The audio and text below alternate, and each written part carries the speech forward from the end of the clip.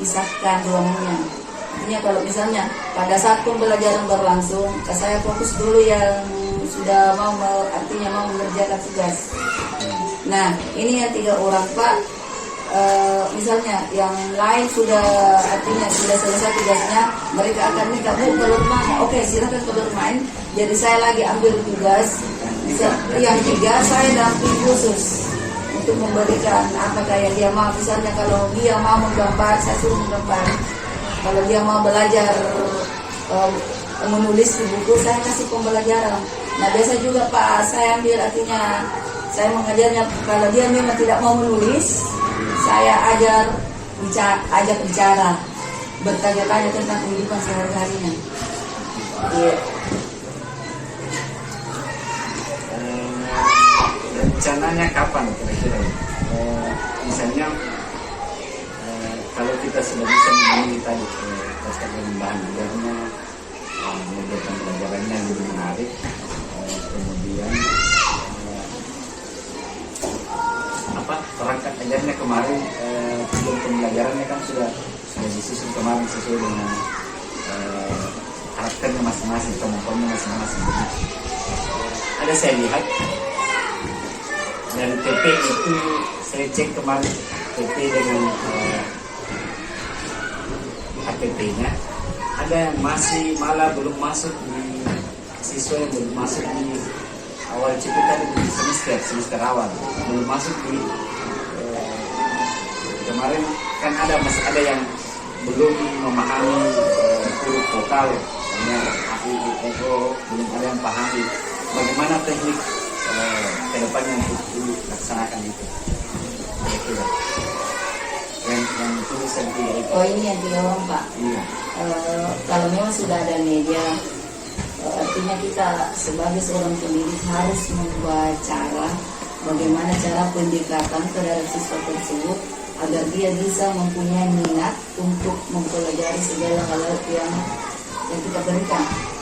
Misalnya saja, kalau memang dia tidak mau Pak menulis, kalau menurut pribadi saya, karena sudah hampir 1 tahun ya saya menjalaninya, tapi artinya itu saja sampai di kelas saya suruh menulis, dia tidak mau.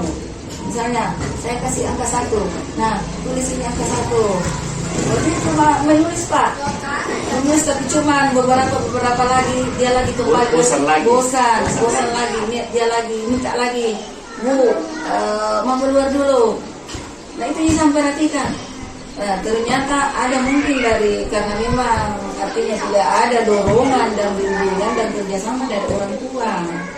Karena jelas yang 3 orang ini Pak memang terkendala dari faktor lingkungan. Nah, iya.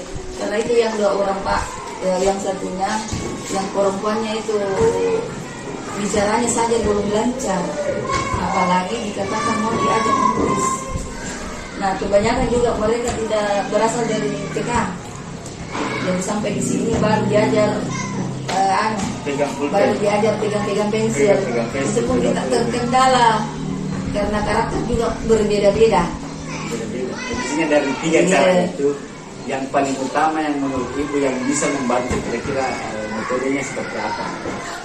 Dari 3 cara itu, maksudnya saya harus melengkapi medianya, saya harus mengubah teknik metode pembelajaran saya, kemudian saya harus berkoordinasi dengan orang tua.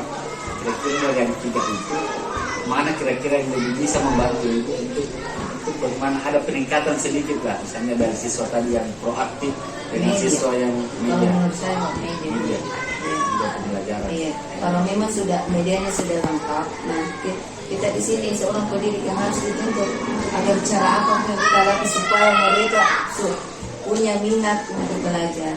Nah, kalau memang media sudah tercukupi, kita juga sudah artinya mengubah cara-cara pemberian materi kita. Nah, belum lagi ada perubahan, makanya kita akan mengadakan pendekatan yang mana dengan kedua. Untuk media itu dalam bentuk pajangan literasi, karena kan kita tidak punya purpose, jadi pajangan literasi, buku-buku bacaan, yang perlu ditingkatkan, yang perlu diadakan.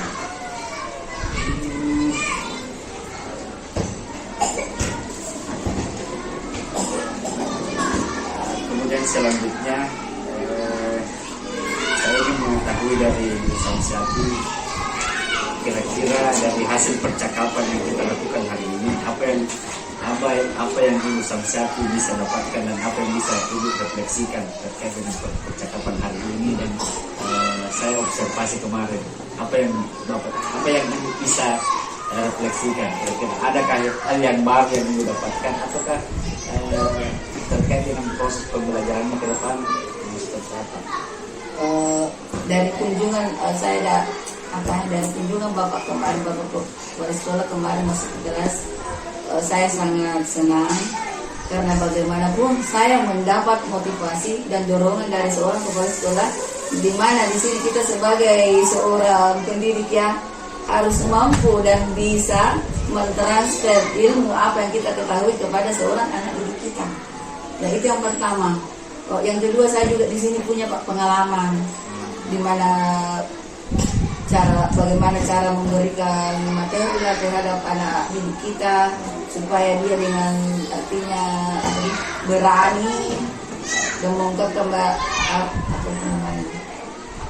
terbuka mengungkapkan pendapat mereka, karena dimanapun di sini kalau namanya kelas awal kayaknya kita ikuti alur saja. Kalau misalnya mereka mau menyanyi, oke, kita silakan mengajarkan mereka bernyanyi sambil belajar.